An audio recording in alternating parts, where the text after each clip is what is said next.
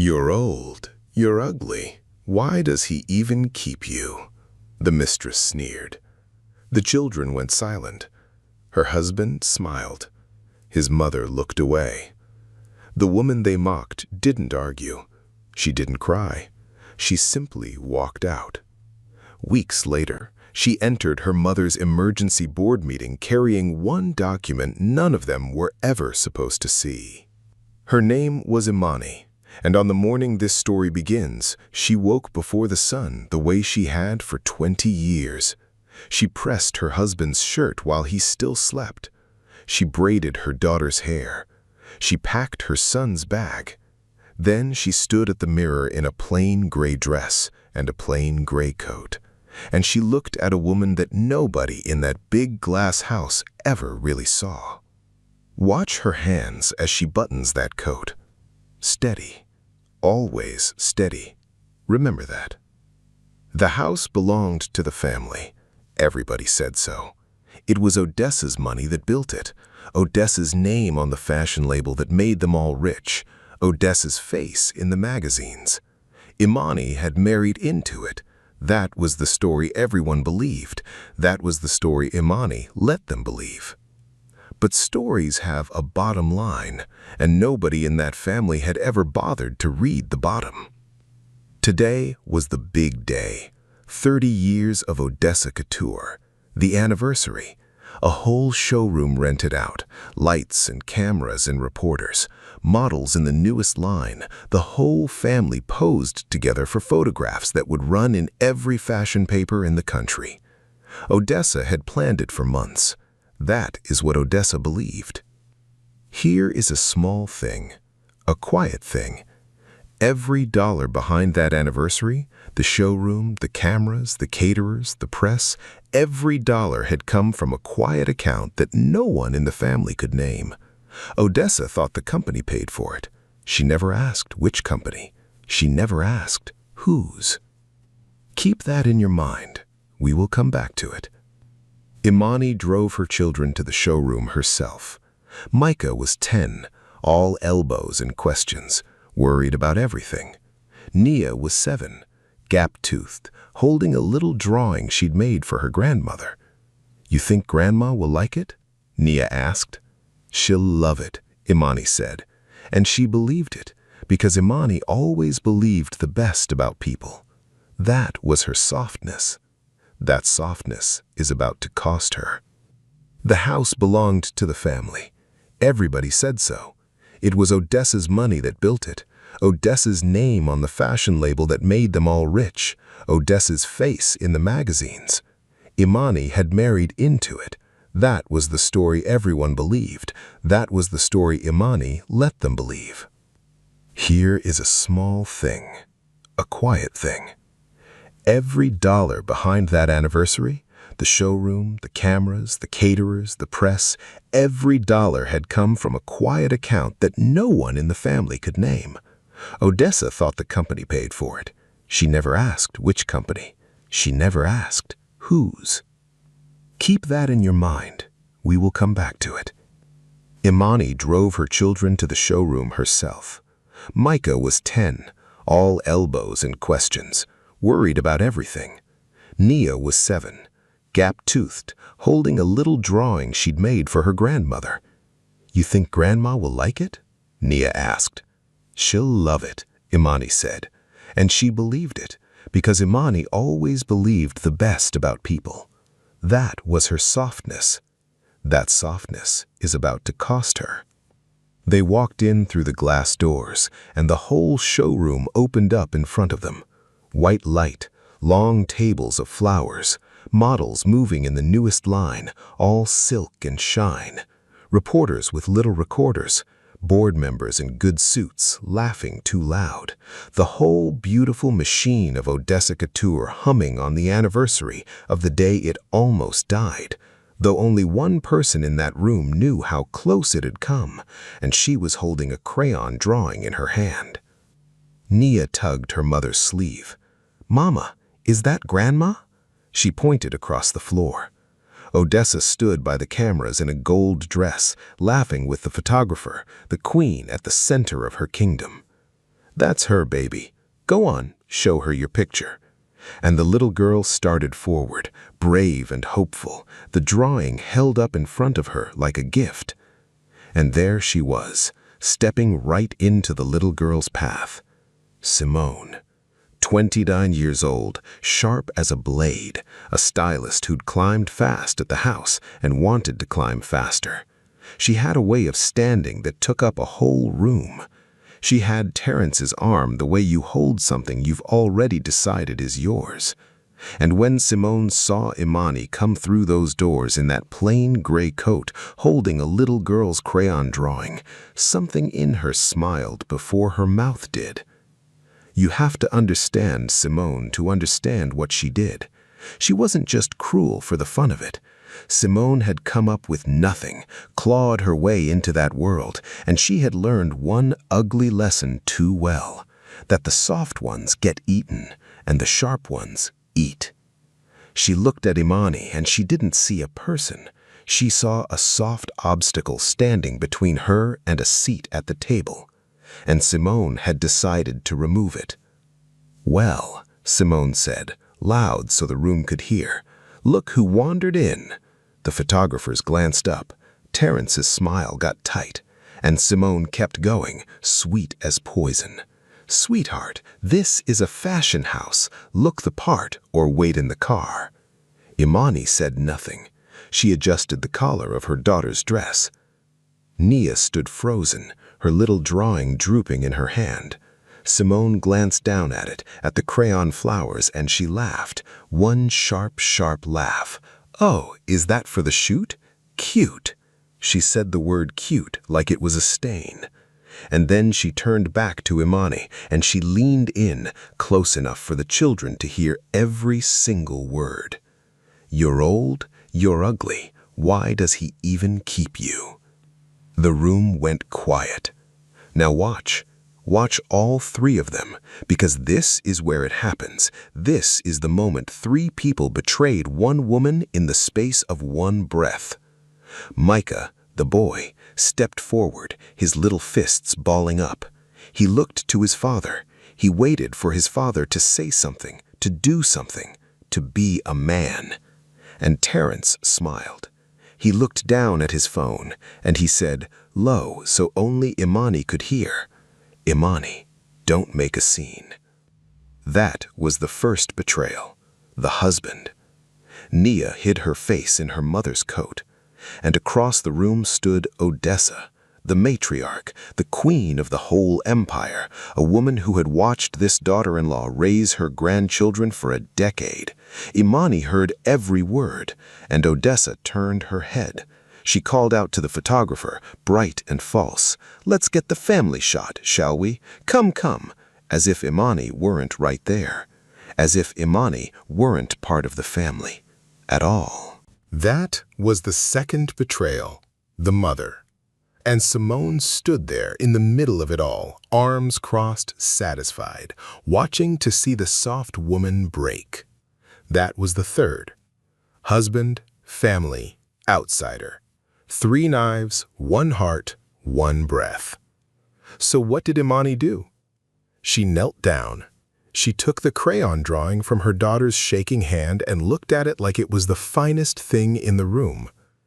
"This is beautiful, baby," she said, loud enough, steady enough that it cut through the whole silence. "We'll give it to Grandma another day, when she's not so busy." She fixed the little bow in Naya's hair. Then she turned to Micah, whose eyes were wet and whose fists were still balled up tight, and she kissed the top of his head and whispered something in his ear. Nobody heard what she said, but whatever it was, the boy's fists uncurled, and he took his mother's hand and he stood up tall next to her like a little man. And then she stood up straight, straighter than anyone in that whole shining room, and she walked out. No shouting.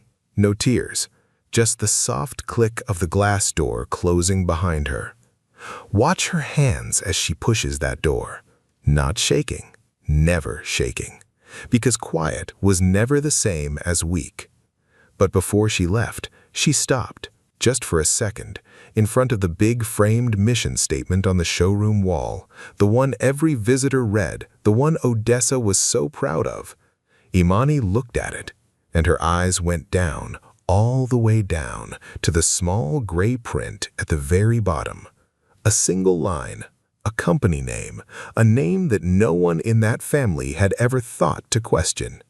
She read it, and the smallest thing happened at the corner of her mouth. Not a smile, something older than a smile. That name at the bottom? Remember it. They forgot to. They thought they had shamed her out of the room. They thought she was gone. But what happened next, no one saw coming. To understand where she was going, you have to understand where she came from. So let me take you back, way back, before the glass house, before Terence, before any of them knew her name. There was a small town down south, dust roads and front porches and a church with a bell that ran 10 minutes fast. And in a little wooden house at the end of one of those roads lived a girl named Imani and the grandmother who raised her, Ms. Verna. Ms. Verna was a seamstress. She took in mending for pennies, hemmed the preacher's pants, sewed wedding dresses for girls whose families couldn't pay her, but who left a jar of preserves on the porch instead. She never turned anybody away. Not a hungry neighbor, not a torn coat, not a child with holes in her shoes. Ms. Verna had two things in this world, a needle and a heart, and she used them both the same way, without stopping. Little Imani sat at her feet and watched those old hands work. And one evening, when the light was going gold through the window, Ms. Verna took the girl's small hand and pressed something into it, a thimble. Old brass, worn smooth, warm from her own finger. "You know what this is, baby?" Ms. Verna asked. "A thimble." "It's the smallest thing in the whole sewing box." She turned it in the girl's palm. "You know what this is, baby?" "It's the smallest thing in the whole sewing box." She turned it in the girl's palm. "Nobody ever looks at the thimble. They look at the dress. They look at the pretty. But you take away this little thing, and the needle goes right through your finger, and there's no dress at all." She closed the girl's fingers around it. "You be the thimble, Imani.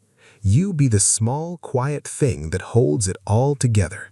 Let them look at the dress. You just hold the whole thing up."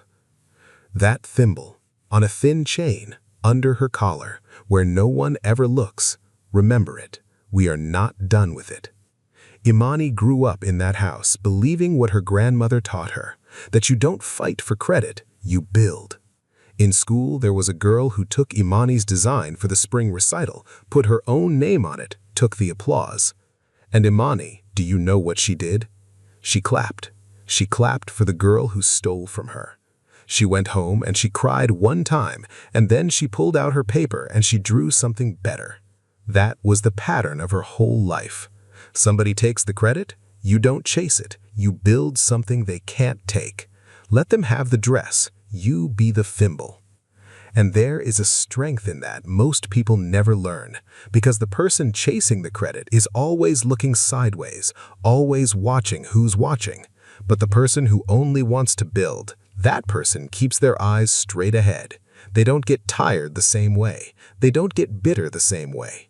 They just keep going, quiet, patient, while the loud ones burn themselves out fighting over the spotlight.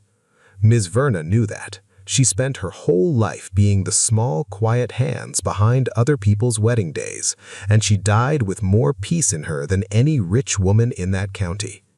And here is the part they never knew. Here is the open loop I promised you. Imani could build.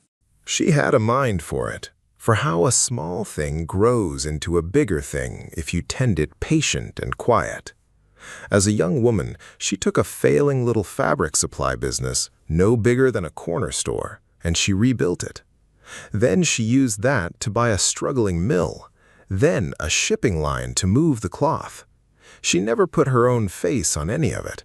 She built behind quiet names, holding companies, one inside the other like nesting boxes, and she stayed the small, hidden thing at the center that held it all up. By the time she was a grown woman, she owned more than anyone in her old town could have dreamed of. But you would never have known it to look at her. Plain coat, steady hands, the thimble under her collar.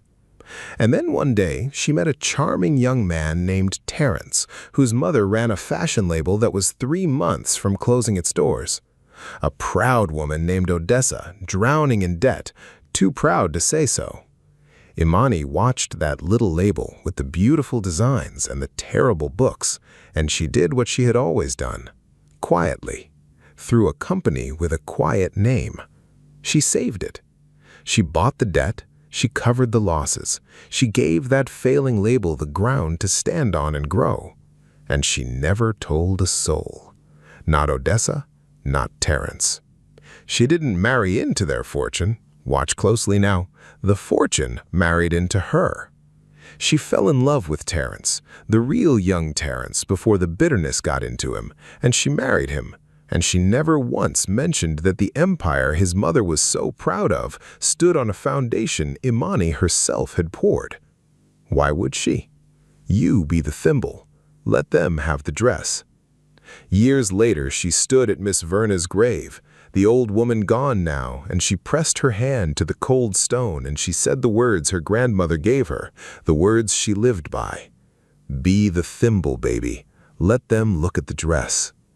But knowing your worth and being ready to show it, those are 2 different days, and her day was coming.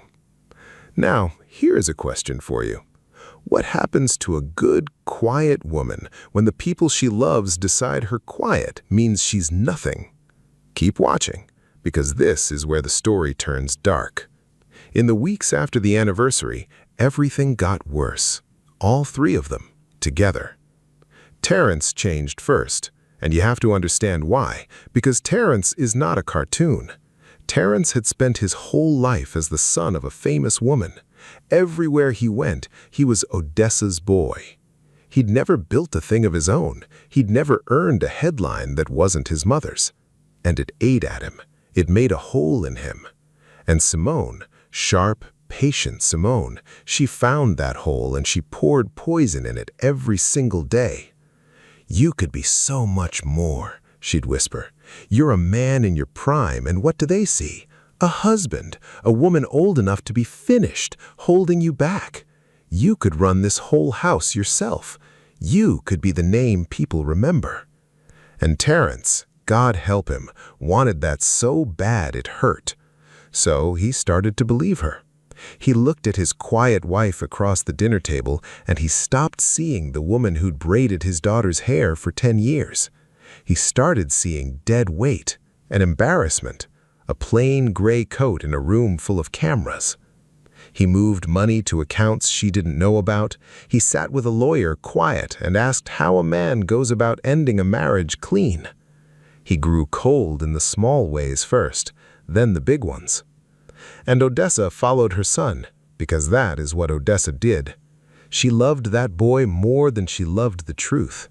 She started to say little things. You know, Imani was never really one of us. She had the family portraits redone, and somehow Imani wasn't in them.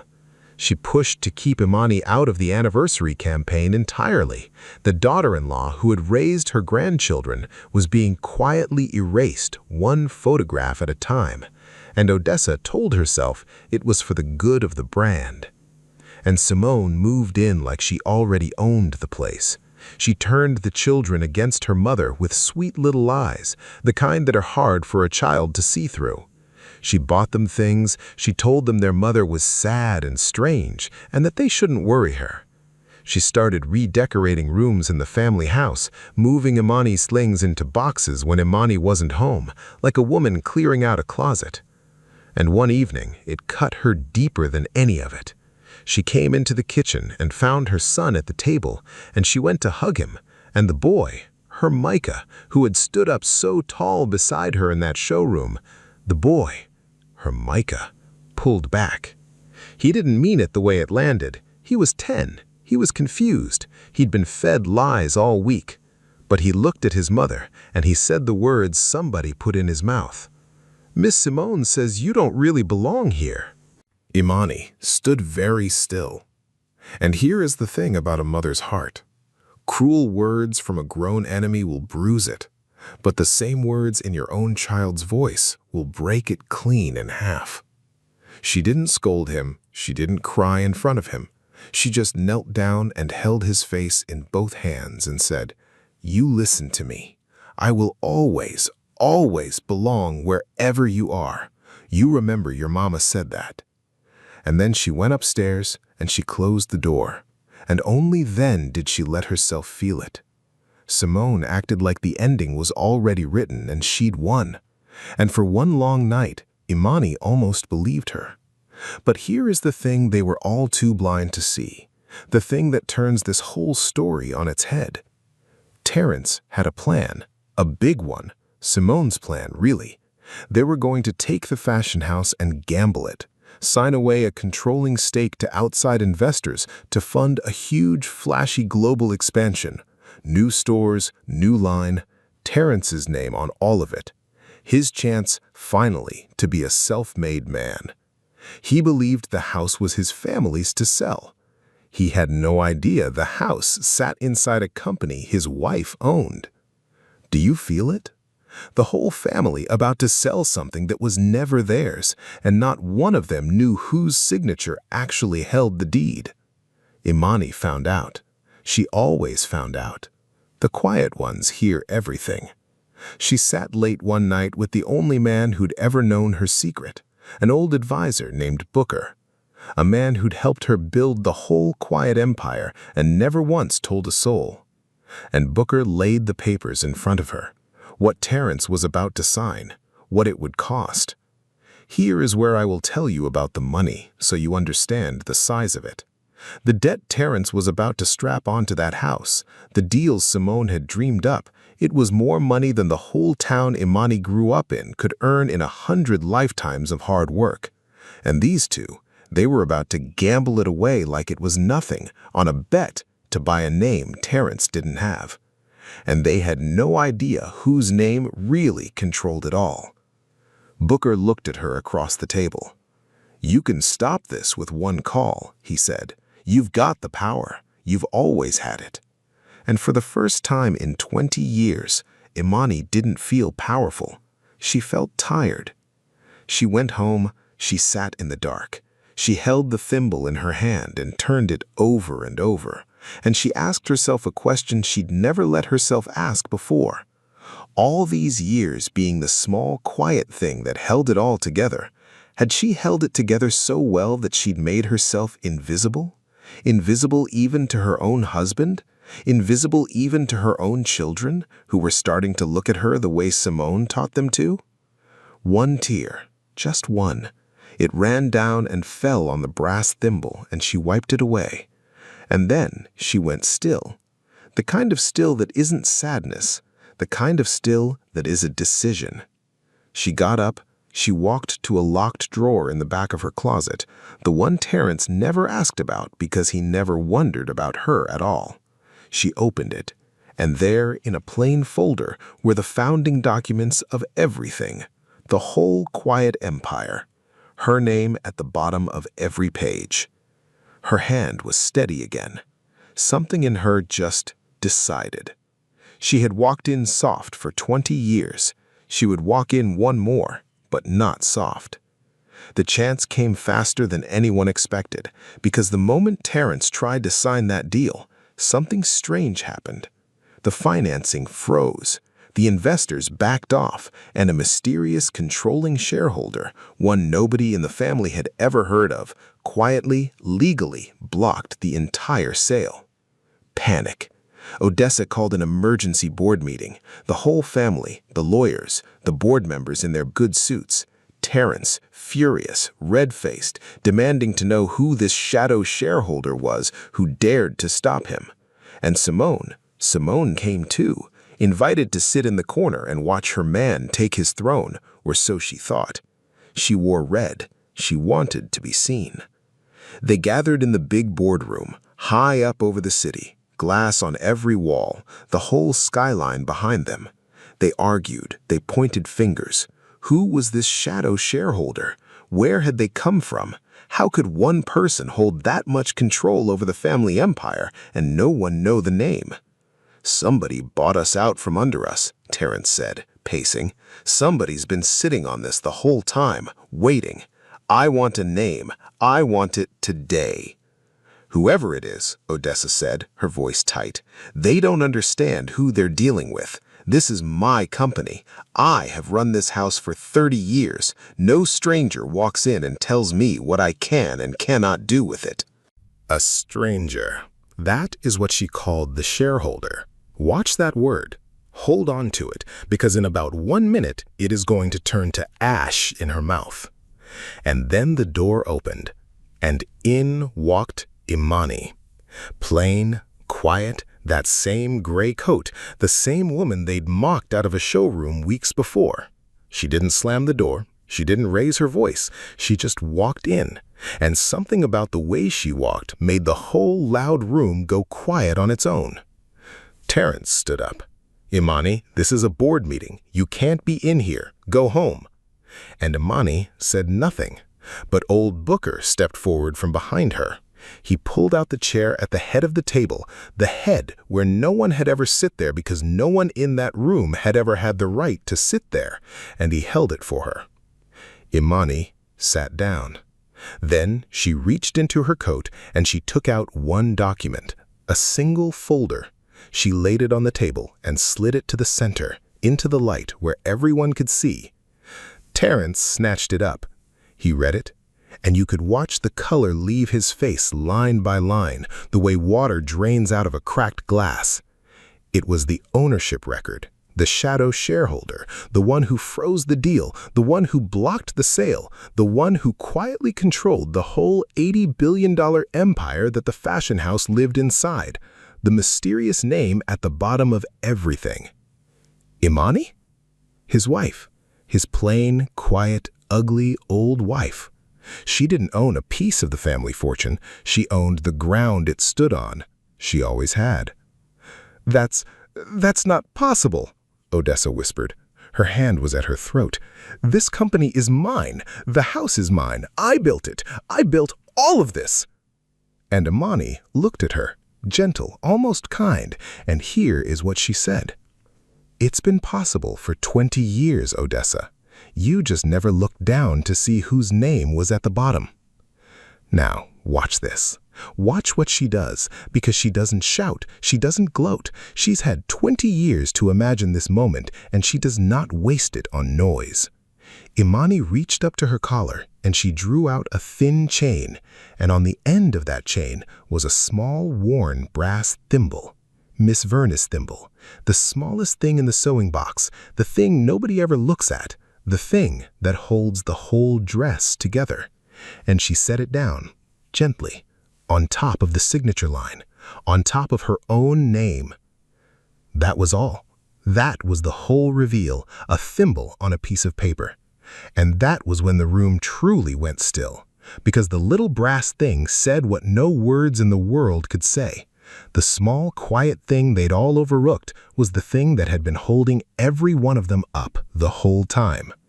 Simone found her voice. She stood, red dress and all. You can't just... And Imani didn't even turn her head. She didn't look at her once. She just spoke, soft and level, still looking at the thimble. You called me old and ugly in front of my children. A pause. You were half right. I am old enough to own every single wall you are standing inside of. Simone sat back down. She never said another word in that room. And Terence was still standing there with the folder shaking in his hands, and something broke open in his face. Not anger anymore, something worse. Understanding. He was doing the math of his whole marriage in real time, every plain gray morning, every dinner where he'd looked past her, every whisper he'd let Simone pour in his ear. You, he said, and his voice cracked like a boy's. All this time, you let me think, you let me feel like I was nothing, and you... He couldn't finish. No, Imani said quietly. You let yourself feel like nothing, Terence. I never once told you that you were. That was a story someone else sold you, and you bought it because it was easier than being grateful. She let that sit. "I would have given you the world with my name still hidden. All you had to do was not try to sell it." The board members looked at their hands. Old Booker stood by the door with the smallest, proudest smile you ever saw, and Odessa, the queen, the founder, the woman who had turned her head away, sank down into her chair like the strings had been cut, seeing her daughter-in-law, who she had erased from the family photos, seeing her, really seeing her, for the very first time. Quiet was never the same as weak. The truth was out. Everybody in that glass room finally saw the dress and thimble both. But knowing the truth and paying for what you did, those are two different days. And their day was coming too. Let me tell you what happened to them, to all three of them, because this is where it lands. Terrence lost everything that ever mattered to him. And notice, it wasn't money he lost first. It was the myth. He had spent his whole life aching to be a self-made man, to be a name and not just a son. And now the whole world learned the truth, that he had tried to sell his own wife's company out from under her, not even knowing it was hers, and that everything he'd ever stood on had been quietly built and paid for by the woman he was ashamed of. The board removed him. The papers ran it. The self-made man was revealed as a man who had never made anything at all. His pride, the very thing Simone had used to hook him, that pride was the thing that destroyed him. Not Imani, him. And Simone? The moment the title and the money vanished, so did she. She didn't love Terrence. She'd never loved Terrence. She'd loved the seat at the table, and now there was no seat and no table for either of them.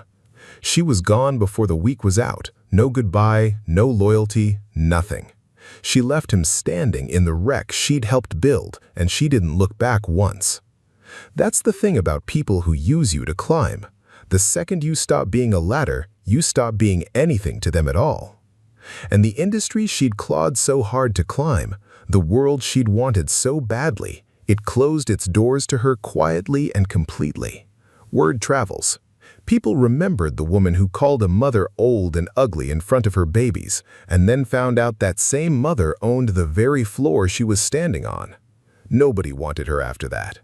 She'd built her whole self on being sharp enough to eat the soft ones, and she'd finally bitten down on someone who was never soft at all, just quiet. There's a difference between soft and quiet, a whole world of difference. Soft breaks, quiet waits. She learned that too late. And Odessa. Oh, Odessa faced the hardest mirror of them all, because Odessa had to sit with the truth that the empire she'd bragged about for 30 years, the empire she believed she built alone, had been carried the whole time by the daughter-in-law she erased from the family photos. Every award she'd accepted, every magazine cover, every time she'd said the words, "I built this," all of it standing on Imani's quiet shoulders. And the woman she'd turned her head away from in that showroom, that was the only woman on earth who could now save the house Odessa loved. She had to ask. That proud, proud woman had to come to Imani and ask. And she did. She came to the little house one evening. No gold dress now, no cameras. Just an old woman with her hands folded in front of her. She stood in the doorway a long time before she could get the words out. "I turned my head," Odessa said finally. Her voice was small. "In that showroom, you were standing right there, and my grandbabies were crying, and I turned my head, because it was easier, because if I looked at you, I'd have to see what I was letting happen." She swallowed hard. "I told myself a story for 30 years that I built it all alone. It was a lie, and the person I built it on was the person I looked away from." She raised her eyes. "I'm not asking you to forgive me. I'm asking you to save the house, the workers. They didn't do anything. Punish me, but don't punish them." And that, right there, that was the first honest thing Odessa had said in decades.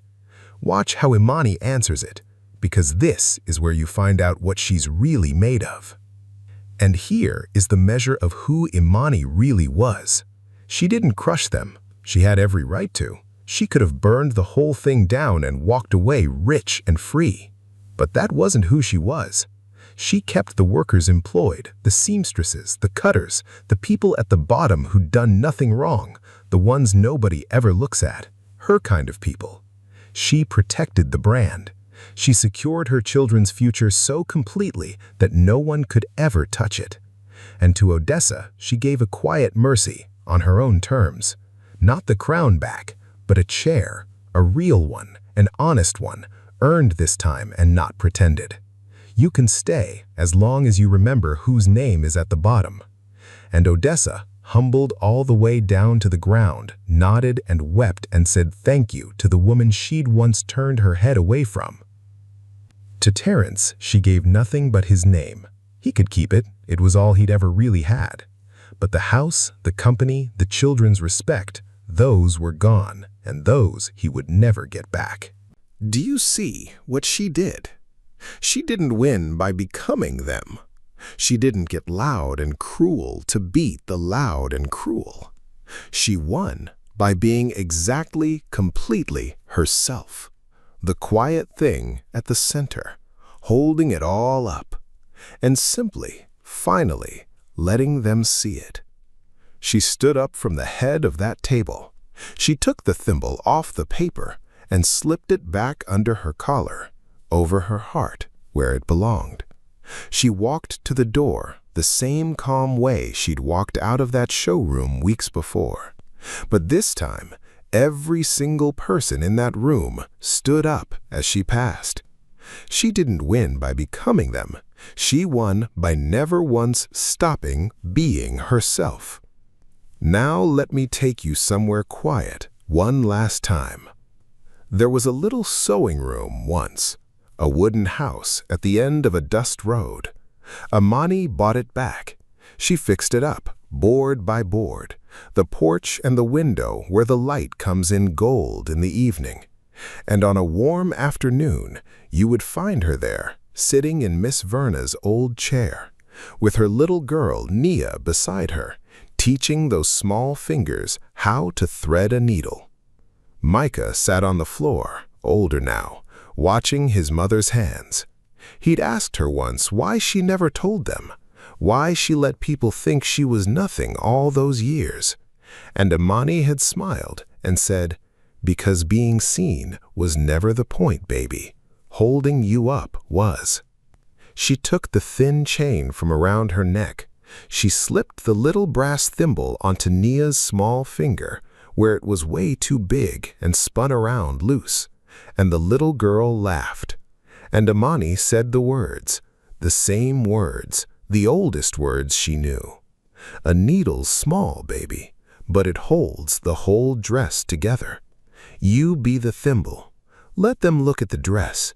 You just hold the whole thing up." And Nia, 7 years old, nodded like she understood. And maybe someday she will. Here is the last thing about Amani, and then I'll let it go. By then, Amani could have bought any building in that whole shining city. She could have put her name in lights on every one of them. But if you asked her what she was worth, really worth, she would have held up that old brass thimble and pointed to 2 children safe in a sunlit room. That was her fortune. That was all of it. Everything else was just cloth. So what does this story leave you with? It leaves you with this. A quiet woman is not an empty woman. The people who mock what they don't understand will always, always underestimate what they can't see. Strength doesn't have to shout. It doesn't have to fight for the credit or the camera or the seat. It only has to be ready. Ready for the day the whole loud room finally goes silent and looks down to see whose name was at the bottom all along. Quiet was never the same as weak. If Imani's silence taught you something today, don't keep it to yourself. Like this video, subscribe, and tell me in one word in the comments, was she right to forgive them? Someone watching right now needs to hear that being quiet never meant being weak. Share this with them. and I'll see you in the next story.